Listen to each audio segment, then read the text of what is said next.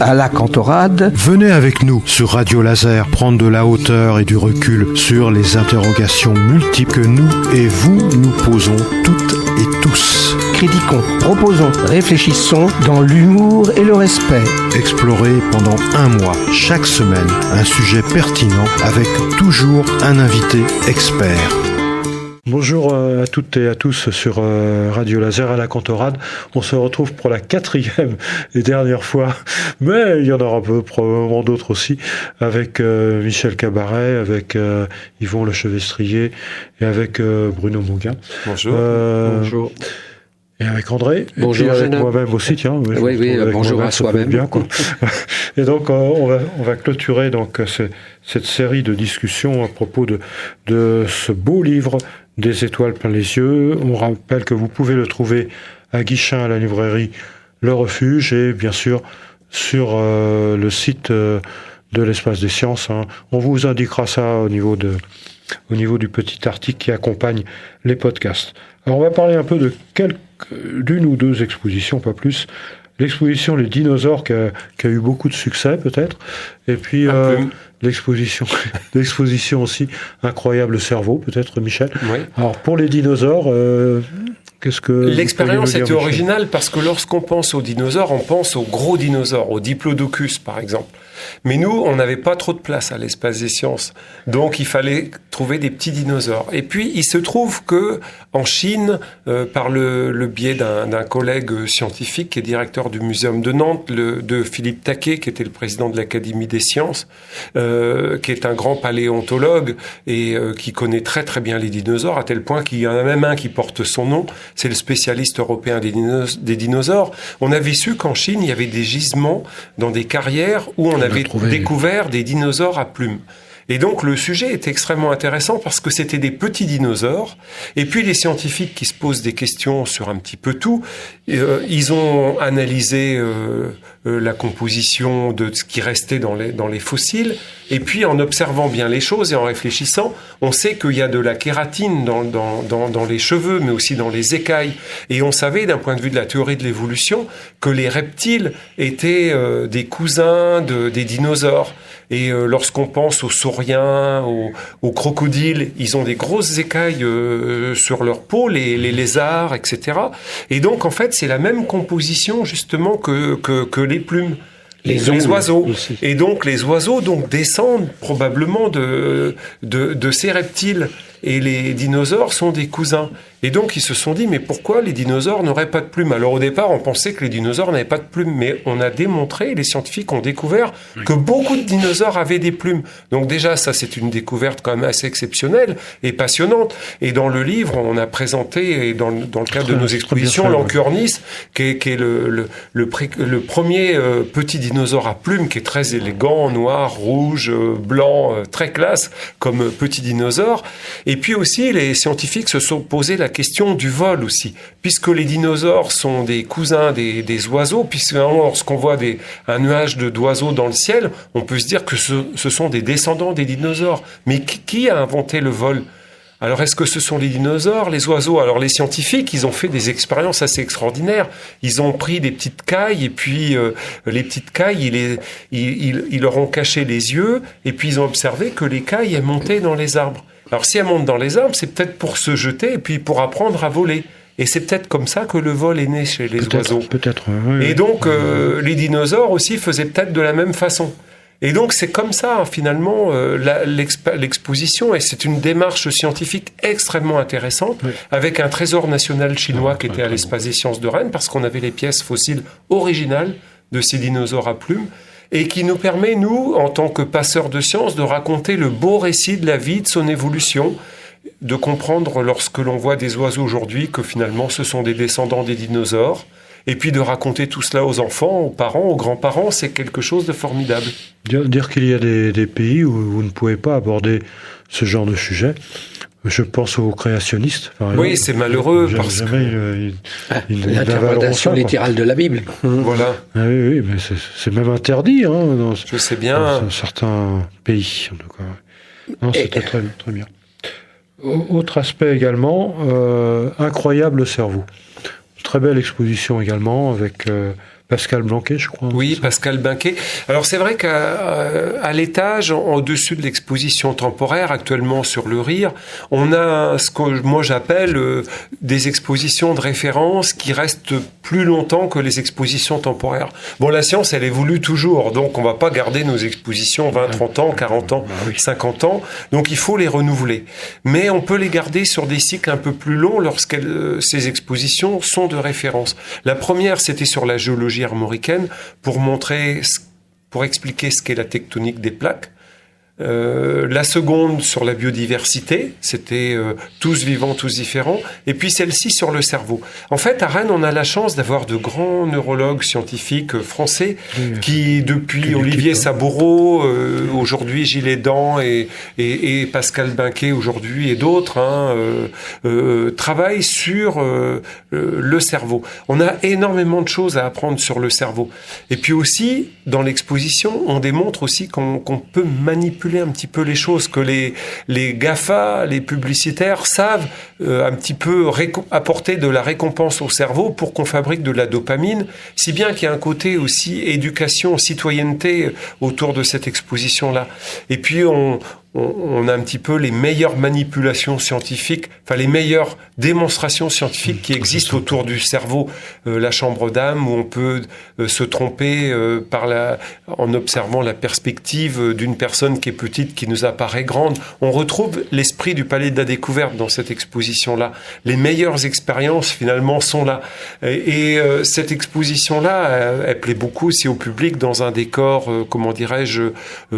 très festif, presque un cirque avec beaucoup de couleurs. Donc la science est belle et partagée dans l'exposition cerveau. Ludique aussi. C'est important. Radio Laser. Vous êtes sur Radio Laser. André, oui, non, juste un mot. Pas longtemps, mais il a plusieurs fois été utilisé la beauté de la science. Oui. Quel regard nous permet de dire que la science peut être belle ? C'est une manière un petit peu subjective que j'ai peut-être d'exprimer cela, parce que finalement la science, quelle est la connaissance. Mais pour moi, il y a un côté beauté on en a parlé tout à l'heure avec Bruno, avec Yvon. Il y a un plaisir de la découverte scientifique. Et je pense que lorsqu'on découvre quelque chose, lorsqu'on le comprend, comme on l'a dit tout à l'heure, nos yeux s'illuminent, des étoiles plein les yeux de nouveau, et si bien qu'il y a un certain bonheur, et ce bonheur-là, c'est ça la beauté de la science.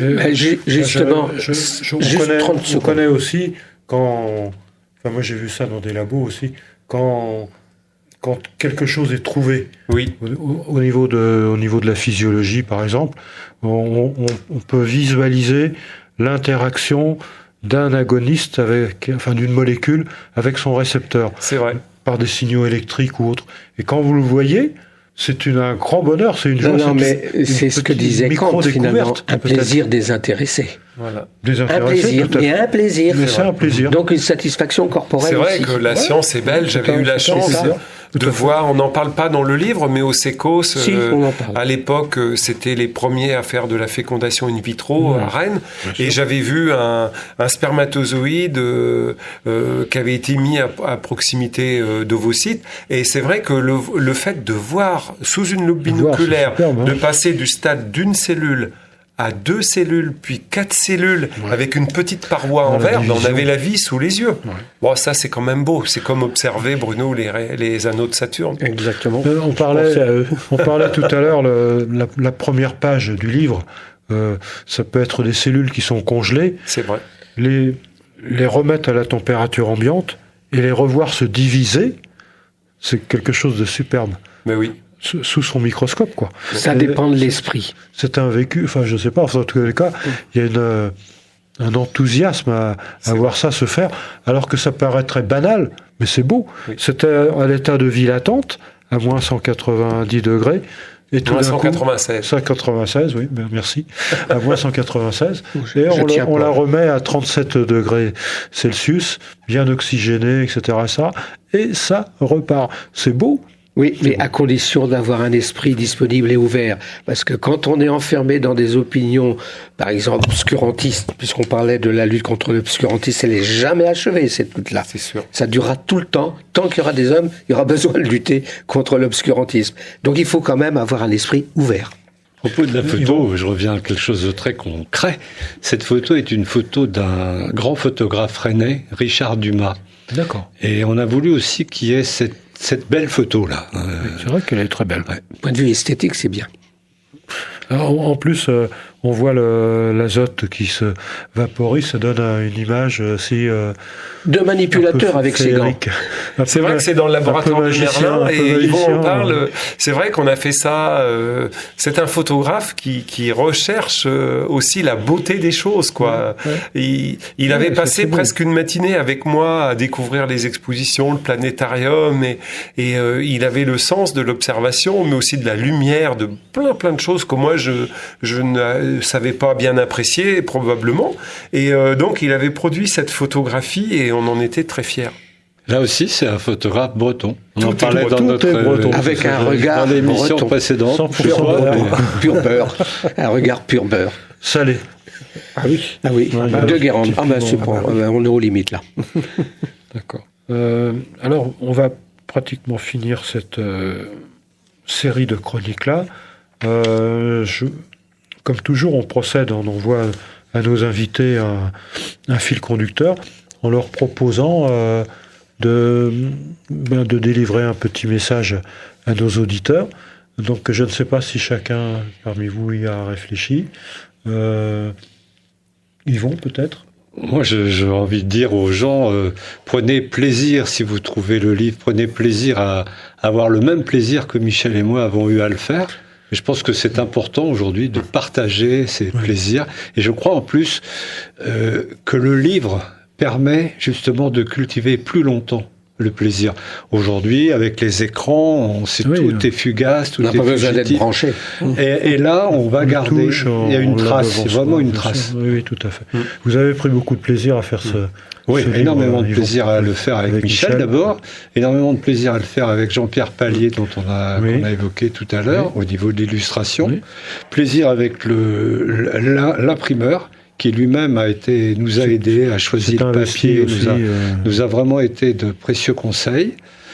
Et puis plaisir aujourd'hui, plaisir partagé. Michel est le premier à entendre des gens qui sont contents après l'avoir lu. Et c'est aussi une satisfaction pour l'éditeur de savoir que le livre peut plaire. Oui. J'espère qu'on n'est qu'au début de ce plaisir. Non, on espère bien. Petit intermède avant un autre message.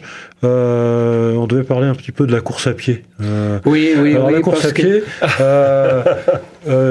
Michel a fait beaucoup de marathons. Moi, je connais un petit peu aussi cette chose-là. J'en ai pas fait, moi. T'en as pas fait, mais c'est pas grave. J'ai fait de la course. Ah bon, t'as fait de la course. À pied. Michel, qu'est-ce que ça vous a apporté, la course à pied? Pourquoi vous y êtes venu? Et quelle relation par rapport à l'aventure de l'espace des sciences? Bon, la course à pied, pour moi, c'est une passion. J'ai toujours couru depuis tout petit, depuis l'âge de 5-6 ans. Je faisais les crosses, les régionaux. On vous voit en photo en vélo, là, on vous voit pas en train de courir. Oui, quand j'étais tout petit, mais dans le livre aussi. aussi dans une photo. Bon, j'ai couru,